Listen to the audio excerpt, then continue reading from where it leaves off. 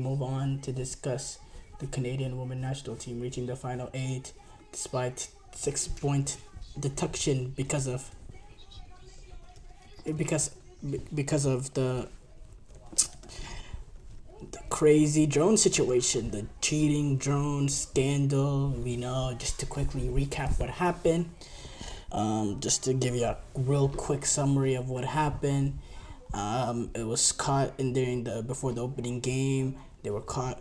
Canadian women's national team staff members, had a control over a drone that was recording the New Zealand team training, and those staff members were suspended. The Netherlands reported, or the New Zealand Federation reported it.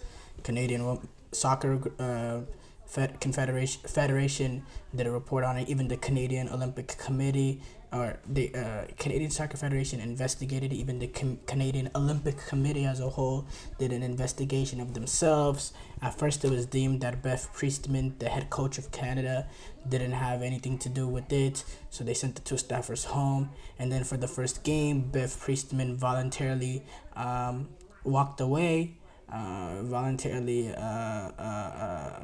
Did not coach the game as a sign of sportsmanship or whatever. And then after the game, there was even more reports saying Priestman it was found that Beth Priestman didn't have know what was going on. She was eventually sent home, suspended for the entire tournament, and Canada actually ended up winning that game. Then a whole bunch of reports that started coming out here and there saying the man is also involved in doing things like this. You had Herdeman having to come out and make his case, saying he had no knowledge of this such thing going on. There was a lot of reports coming out over the Canadian soccer organization, blah blah blah blah blah. Became a huge firestorm, and but Canada, despite this, they won their first game, and they did pull off the stunning upset over the host nation, France, to start off the tournament. 2 wins out of 2 with 6 points. Then it was decided by the, I believe it was some interdisciplinary, I don't know if it was the IOC or FIFA, but it was decided by some interdisciplinary court that Canada would be deducted 6 points, which left them on 0 points after 2 games, despite getting the perfect 6 points from winning those 2 games. But they finished out. But despite them being in that situation where they deducted 6 points,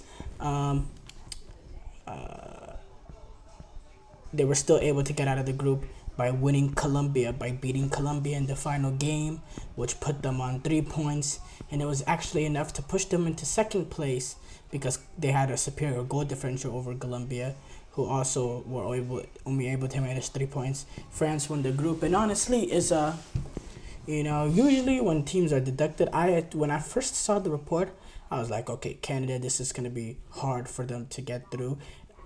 But they can still get through as a third place team. But the fact that they got through over a second place team was astounding to me. But the more and more I think about it now, when I saw that they were going to get 6 point deduction, I assumed that the other teams will get the 3 points for that game. What happened was this: when Canada played France or Canada played New Zealand, Canada won those 2 games, but France and New Zealand, they weren't awarded anything.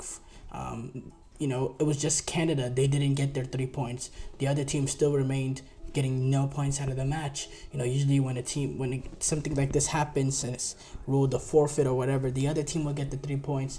Wasn't really a forfeit. It was a point deduction. I just assumed that's what would happen.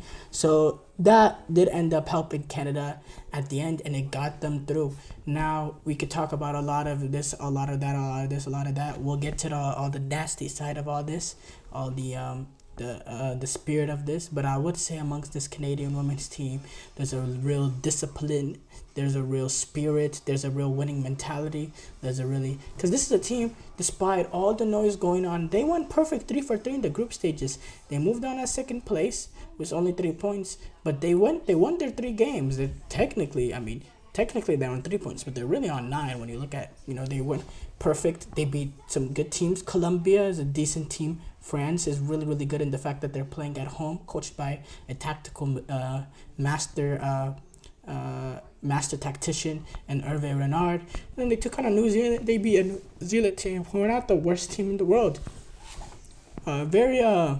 Very impressive run by them. With all the noise surrounding the team, the coach leaving in the tournament, all the noise surrounding them, investigations happening left and right, so much noise, and despite all that, to put your head down and then being handed a 6-point deduction. Imagine you win 2 games, you're flying high 6 points, and then you get handed a 6-point deduction. The emotional deterioration there to have to I don't know if that's a word, but the emotional heartache there to win your first 2 games in the fashion that they did it, getting that last minute ultra exciting, ultra amazing moment against France, to beat the home nation at their Olympics, to get 6 points, and then to immediately that following day being told that you have deducted 6 points, and now you have to go into that Colombia game fighting for your chance to save yourself in this tournament, and to still respond, to still turn around mentally, shift the focus, and do whatever they'll do. I think they almost used that as even more momentum, and something that pushed them, and something that make them deadly in this tournament, going on that real spirit and cohesion amongst this team. By the way, this is a Canadian women's national team that are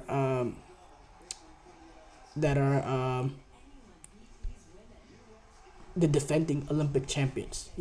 This is a team with some pedigree. There's some Olympic gold medalists here. So there's a real belief. There's a real talent, and yeah. By the way, they did try to appeal that 6-point deduction. That did not go through. They tried to appeal that, I believe, yesterday or today before the game. It didn't go through, but they were still able to overcome it. And it was Vanessa Giles who was able to get the goal, the ultra important goal in the 61st minute. It was a great header off of Jesse Fleming free kick in the 61st minute to win it, to win the game. And now the defending Olympic champions will take on Germany, mighty Germany, the number 4th ranked team in the world. They'll take this on in the quarterfinals. It's in Marseille, and it'll be a great game. Giles speaking about it, saying, a lot has been taken away from us as players that have nothing to do with any of the actions that we've been talking about. The one thing in our grasp is the pitch. That's something they can't take away from us. As much as they tried, sticking together and knowing what we can control, and if you go on to believe that, the world's our oyster. That's the real philosophy. That's the real mindset that really builds championship teams, and that really builds teams with mental resilience. And it's clear, to go through what this women's team has to go through requires mental resilience. Now, we can look big picture at this situation and say, wow, yeah, chances are based on the reports, this is a systemic issue among Canada soccer, and we can look at it from that perspective. But that's something I think it's fair to do another day, in the days ahead, in the weeks ahead, when we really want to go full picture on the Canadian soccer team setup, not just women but also men, because there's real issues with that organization, with that federation, and this is just another thing to the list, right? But I don't think right now, today is the right day to talk about those issues, because I think today is the right day to praise the women's team for what they were able to accomplish. Because let's be for real, it's not the players that are going to the coaches and saying, hey guys, why don't y'all go drone and record the other team so we could get a leg up on them? It's not the players that are doing that. In fact, the players probably had no idea it's even going on. I could be wrong, obviously. I don't know. But what I am very confident in saying is I know that this is not the ideas of the players. This is something that came from a coaching staff or even up above or something that they developed, that sort of, idea or whatever. But it's not the players. And what the players have done has been absolutely brilliant. What they were able to accomplish to get out of the group is absolutely brilliant. And I think they're a deadly, deadly, deadly team going future into this tournament. Just because based on everything I've spoke about. So yeah,